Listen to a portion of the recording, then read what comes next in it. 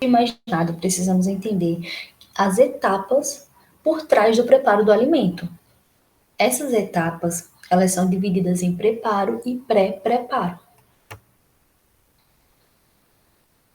O objetivo das etapas de preparo é permitir o consumo e aproveitamento de alimentos que não podem ser consumidos se estiverem ali no seu estado natural, como, por exemplo, o arroz, o feijão, a soja, o abacaxi com casca. Então, existem alimentos que precisam passar ali por uma etapa de processamento para que a gente consiga consumir. Além disso, essas etapas, elas contribuem para a melhora da digestibilidade dos alimentos. Essas etapas, elas contribuem para que ocorram mudanças químicas no alimento, melhorando a digestão e facilitando a ação das enzimas digestivas, e com isso, aumentando a absorção de nutrientes. Além disso, essas etapas, elas visam inativar os fatores antinutricionais presentes nos alimentos, melhorando assim a biodisponibilidade do nutriente. Elas também contribuem com o desenvolvimento ali das características sensoriais. Características sensoriais, elas contribuem ali para o despertar do interesse e da aceitação daquele alimento por parte da pessoa que está consumindo. E aí, dentre as características sensoriais, temos como exemplo a textura, o aroma, o sabor. O pré-preparo, ela é uma etapa que antecede o preparo, ou seja, ela vem antes do preparo. E essa etapa, ela envolve a limpeza, e aí a gente tem o lavar, o desinfetar de frutas, legumes, verduras, o descongelamento do alimento, descascar, a divisão, que aí entra separar, picar, cortar, a pesagem e a mistura. Nessa etapa, os alimentos eles podem ser divididos ou eles podem ser unidos. No pré-preparo, podemos usar tanto métodos secos, como por exemplo, na imagem o catar feijão, que é colher feijão, quanto métodos úmidos, que é lavar frutas, verduras e legumes. Com relação à higienização e manipulação dos alimentos, precisamos entender que é extremamente importante a limpeza e desinfecção dos alimentos, assim como utensílios e equipamentos que utilizamos ali durante o processamento. Essa limpeza, ela consiste ali em remover toda a sujeira presente nos alimentos, como por exemplo terra, poeira, bichos, partes não próprias para o consumo. E essa limpeza ali, ela ocorre através da lavagem dos alimentos em água corrente. Ou seja, você vai pegar o alimento, assim que você chega do mercado, e você vai colocar ele ali na água corrente, retirando todas as impurezas visíveis, né, que podem existir ali no alimento. Os alimentos que serão consumidos crus, estes deverão passar por uma desinfecção, e essa desinfecção, ela vai ocorrer através da utilização de uma solução clorada, e isso visa reduzir a quantidade de micro-organismos ali presente naquele alimento. No caso de alimentos industrializados, deve-se verificar a procedência do produto, como aspectos da embalagem, se ela está preservada, se não está amassada, o prazo de validade da embalagem. E antes dessa embalagem ser aberta, deve-se realizar ali uma limpeza naquela parte que vai ser aberta para evitar que haja contaminação do alimento. Nas operações de divisão do alimento, existem dois tipos. A divisão simples, onde o alimento ele é fracionado em partes, sem alterar a constituição.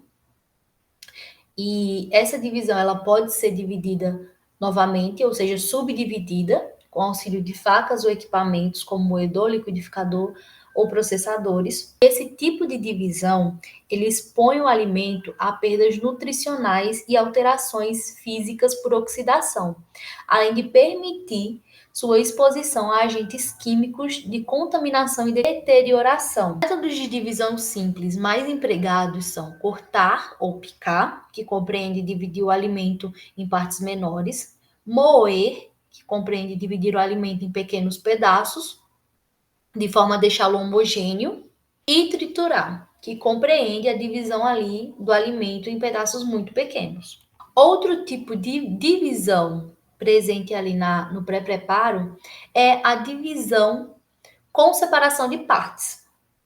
Nessa divisão, o alimento ele vai ser dividido em partes menores também, onde cada parte pode conter um alimento e um nutriente diferente. Essa divisão ela permite a separação de dois líquidos, por exemplo, dois sólidos, ou até mesmo de um sólido e um líquido. Para a separação de dois líquidos, temos dois processos, a decantação e a centrifugação.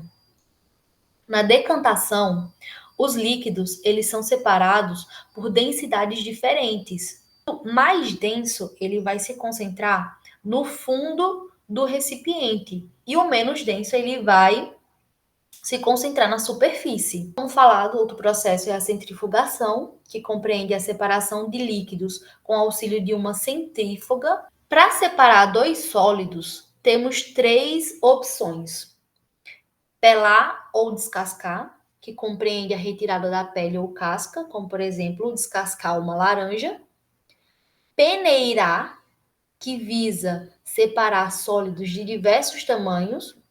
Um exemplo bem claro que muitas pessoas usam é peneirar farinha de trigo para a retirada de impurezas.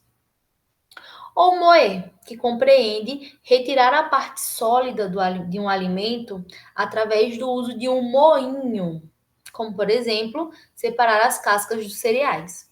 Para separar um sólido e um líquido, podemos utilizar o espremer, que compreende extrair o líquido de um alimento sólido usando um agente de pressão, como por exemplo um espremedor manual ou um espremedor elétrico, como por exemplo extrair o suco da laranja. Podemos também utilizar a técnica de filtrar ou coar o alimento.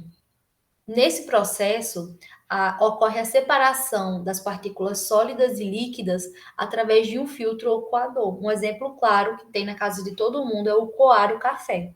A técnica de sedimentar, ela compreende deixar o alimento em repouso para que as partículas sólidas se depositem no fundo e o líquido se concentre ali na parte superior. Por exemplo, o caldo de carne e o centrifugar, que compreende separar sólidos de líquidos com auxílio de uma centrífuga. Exemplo, a extração do suco de cenoura. Vantagens do método de divisão. Esse método ele melhora a digestibilidade do alimento. Desvantagens.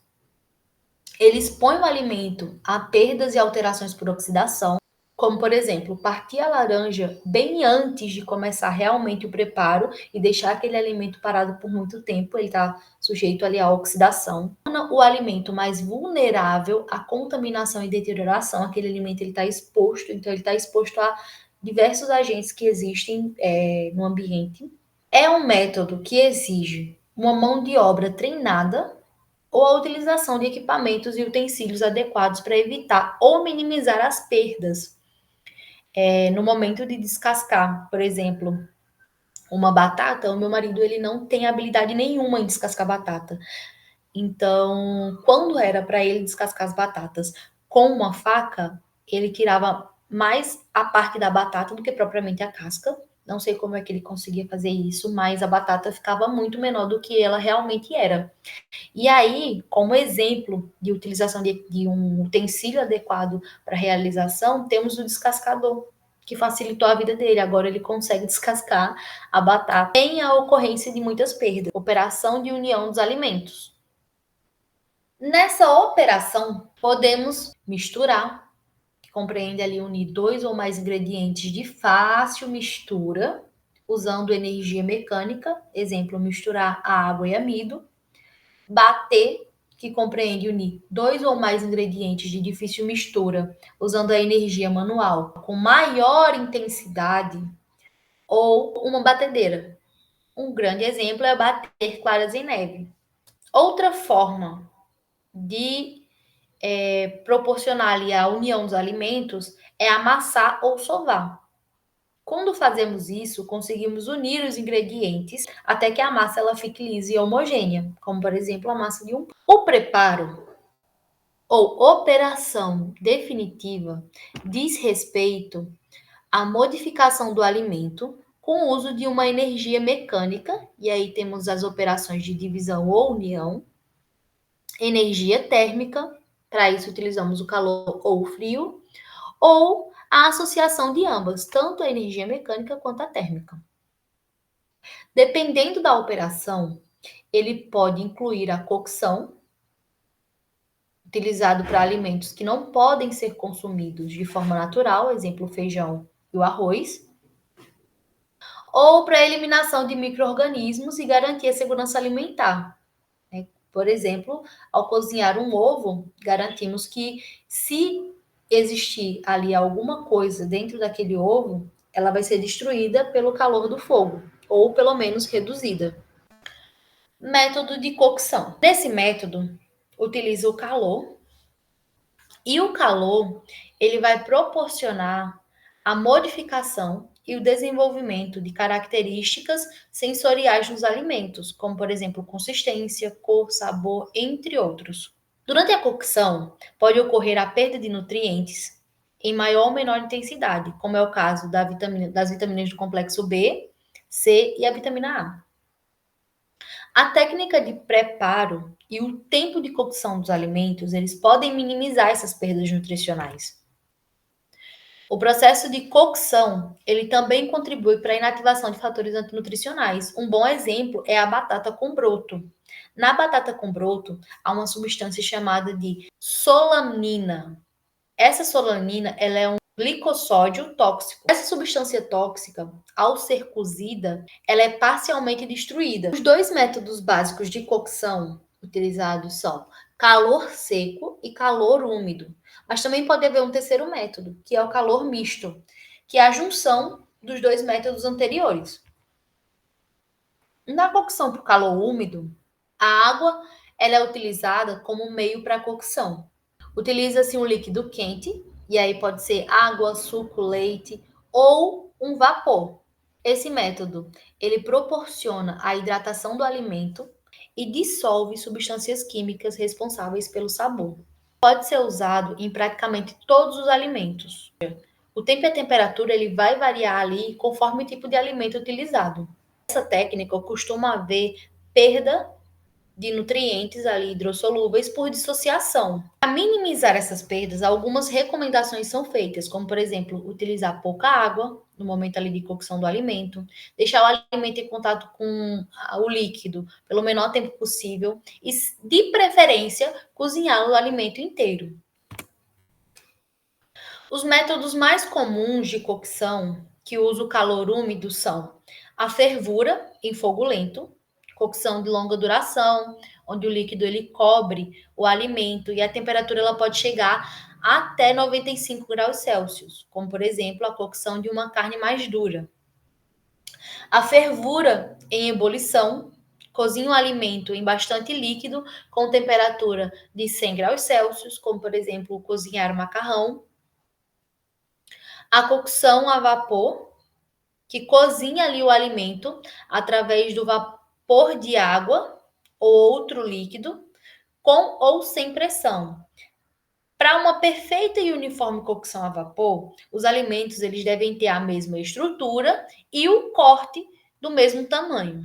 A cocção a vapor, ela realça a aparência dos alimentos, reduz a perda por dissociação e preserva o valor nutricional dos alimentos. Vapor sob pressão, que é feita com a panela de pressão, onde o aumento interno da pressão é proporcional ao cozimento do alimento. Temos o vapor sem pressão, que utiliza ali um recipiente com orifício no fundo, onde os alimentos eles serão colocados naquele recipiente e depois o recipiente ele é colocado em outro recipiente que vai conter água em ebulição.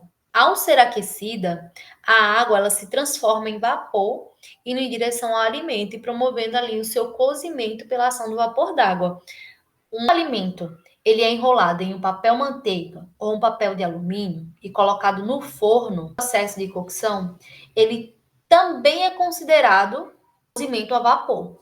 Outro método de cocção utilizando calor úmido é o pochê ou escalfar. Esse cozimento ele é feito em pequena quantidade de água ou outro líquido quente. Dentro desse líquido colocamos um ingrediente ácido, que pode ser um vinagre de maçã ou um suco de limão. O processo ele é realizado com temperaturas abaixo de 100 graus Celsius. Um exemplo bastante conhecido é a adição do ovo, que é o ovo pochê. Aquele ingrediente ácido, ele vai facilitar o processo de transformação físico-químico da proteína, acelerando ali a cocção e intensificando o sabor. Outro método é a fritura por imersão, onde a gente vai mergulhar completamente o alimento em óleo ou gordura quente. Branquear, que consiste em cozinhar o alimento em água fervente, sem tampa, por 2 a 3 minutos, para conseguir realçar a cor dos alimentos, inibir o crescimento microbiano e inativar enzimas, e logo em seguida esse alimento é retirado e mergulhado em um recipiente com água e gelo, visa cessar o cozimento. A cocção por calor seco é um método que não se utiliza líquidos, logo o alimento ele vai passar por um processo de desidratação, concentrando ali os nutrientes e intensificando as características sensoriais, como sabor e aroma. Nesse método, podemos utilizar a gordura como meio para transferência de calor, não utilizar a gordura, e aí, nesse caso, utilizamos o ar.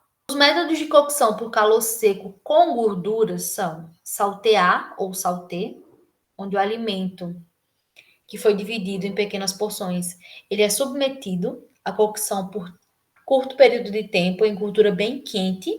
Esse método ele usa pouca gordura e aí ele vai movimentando a frigideira constantemente em fogo alto para não deixar o alimento queimar. O frigir, que é colocar o alimento em pouca gordura, bem quente, o método não precisa ficar movimentando o recipiente. A fritura com gordura, que consiste em colocar o alimento em gordura suficiente, sem imersão e em temperatura elevada. Alimentos que são fritos com pouca quantidade de gordura são geralmente empanados. Essa técnica, ela mantém a umidade dos alimentos em seu interior e previne a absorção excessiva de gordura quando executada de forma correta. Métodos de cocção por calor seco, sem gordura. Como eu falei, utiliza o ar, que é o ar seco. Nesse método temos o assar, ele temos a aplicação do ar quente ou calor indireto. O assar no espeto, onde o espeto ele fica girando dentro de um forno ou uma churrasqueira e o alimento ele vai assando ali. O grelhar, cocção feita pela exposição direta ao calor seco e forte, muito usado em grelhas ou chapas de metal. Gratinar, que consiste em cozinhar o alimento no forno até que ele fique com uma camada crocante e dourada. Como eu falei, temos o método de cocção mista. Nesse método, utilizamos os métodos anteriores, calor seco e úmido. Inicialmente, nesse método, aplicamos o calor seco com gordura, tem como objetivo concentrar as substâncias organolépticas e nutricionais dentro do alimento e formar uma camada protetora que impeça a saída excessiva de suco. E em seguida, aplicamos o calor úmido, que é a adição de líquido para a formação de molhos.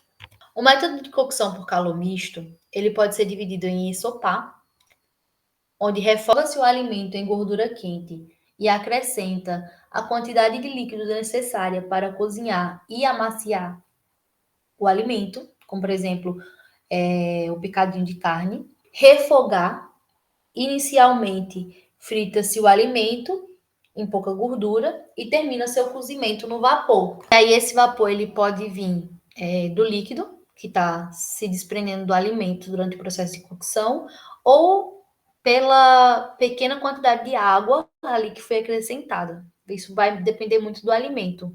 Brasear, que é um método de cocção lento, onde os pedaços de carne grandes, eles são primeiro selados em gordura até dourar e em seguida adiciona-se um líquido, geralmente até metade da carne, e o cozimento é feito em baixa temperatura por longo tempo. Temos também o guisar, semelhante ao refogar, porém nesse há a adição de um pouco de líquido para a formação de molhos, e o deglaciar, que consiste em desgrudar a parte ali do alimento de uma panela, frigideira, através da adição de um líquido para a formação de caldo. Um exemplo é o molho madeira. Técnicas para medição e pesagem dos ingredientes. Quando vamos reproduzir uma receita, precisamos ter certeza de que os ingredientes eles foram medidos com precisão. A medição, ela garante que você não vai errar a receita, além de garantir o valor nutricional e evitar o desperdício.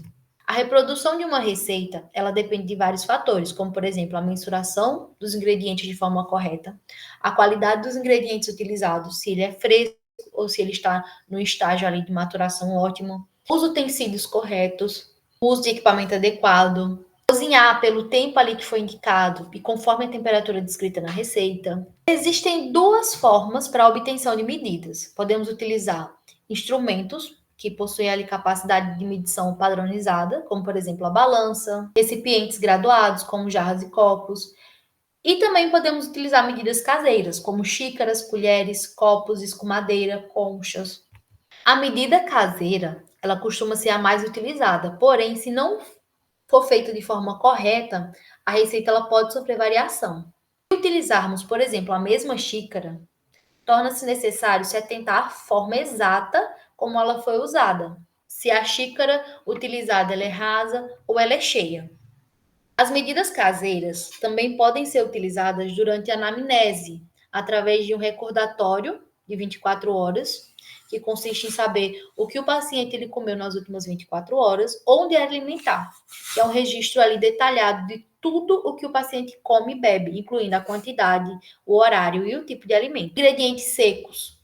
Para medir ingredientes secos, como por exemplo a farinha, o cacau, o açúcar e o sal, devemos, caso o alimento esteja empedrado, devemos desmanchar os grumos com auxílio de uma colher, peneirar o alimento para remoção de impureza e até também para desmanchar os grumos. Com auxílio da colher, colocar o alimento cuidadosamente no utensílio de medição, sem comprimir, até que o utensílio esteja cheio. Com o auxílio de uma espátula ou lado cego da faca, nivelar a superfície do recipiente para evitar excessos. Não é recomendado retirar o ingrediente da lata ou pacote com medidor, pois se o medidor ele bater nas laterais da embalagem, por exemplo, pode alterar o valor ali da medida. Para ingredientes líquidos, devemos colocar o líquido aos poucos no recipiente graduado. Esse recipiente ele deve estar numa superfície plana para que a leitura ela seja feita de forma correta. Nunca devemos segurar o recipiente graduado na mão e colocar. É sempre indicado que para isso ele seja colocado em superfície plana para não sofrer variação. E completar ali até atingir a marcação que você deseja. Para óleos e azeite, usa-se o mesmo procedimento dos ingredientes líquidos. No caso de ingredientes pastosos, como por exemplo o doce de leite ou a manteiga, esses ingredientes eles sempre devem ser mensurados à temperatura ambiente, ou seja, devemos retirá-los da geladeira com antecedência para que eles consigam ali ficar na consistência da temperatura ambiente. O alimento ele deve ser colocado no recipiente com auxílio de uma colher. Se pressionar o alimento a cada adição para preencher todo o espaço e evitar a formação de bolhas de ar. E no final, devemos nivelar a superfície, igual os ingredientes secos, né? Utiliza-se a espátula ou o lado cego da faca. Abreviaturas utilizadas em receitas. Temos a colher de sopa, que é só o C maior. Colher de chá, C menor. Colher de sobremesa, vai ter CS. Colher de café, CC. Se for pequeno, vai ter PEC. Médio, MD. Grande, GDE. E assim por diante. São essas abreviaturas utilizadas ali nas receitas. Lista de equivalências ou substituições. Essa lista ela é uma ferramenta utilizada para substituição de alimentos que serão consumidos ali. E esses alimentos, eles devem ser substituídos por outros alimentos com a quantidade calórica semelhante. Ou seja, o alimento, ele tem que ser substituído por outro que tenha uma quantidade calórica igual ou bem semelhante. A lista de equivalências, ela é dividida em grupos alimentares. Dentro de cada grupo, deve conter a porção de cada alimento. Esses alimentos, eles devem ser apresentados em medidas caseiras, mas também podem ser especificados em gramas ou quilocalorias. A substituição do alimento, ela deverá ser feita sempre com o mesmo grupo alimentar. E a lista, ela tem como objetivo garantir a semelhança entre os valores energéticos e os macronutrientes. Tá, mas por que não os micronutrientes? Porque nem sempre os micronutrientes daquele alimento vai estar presente naquele outro alimento. Então, é mais fácil ali mensurar o valor energético e os macro do que os micro propriamente dito. Per capita dos alimentos. A per capita, ela é um termo derivado do latim que significa por cabeça. A per capita dos alimentos, ele diz respeito à quantidade de alimento que será consumido por uma pessoa. Ela é definida com base nos grupos de alimentos e, para isso, utiliza-se bastante a lista de equivalência para realizar ali possíveis substituições. O per capita deve ser dividido em bruto, corresponde ao alimento cru, com casca, caroço, entre outros, ou líquido, que corresponde ao alimento já limpo e pronto para o consumo.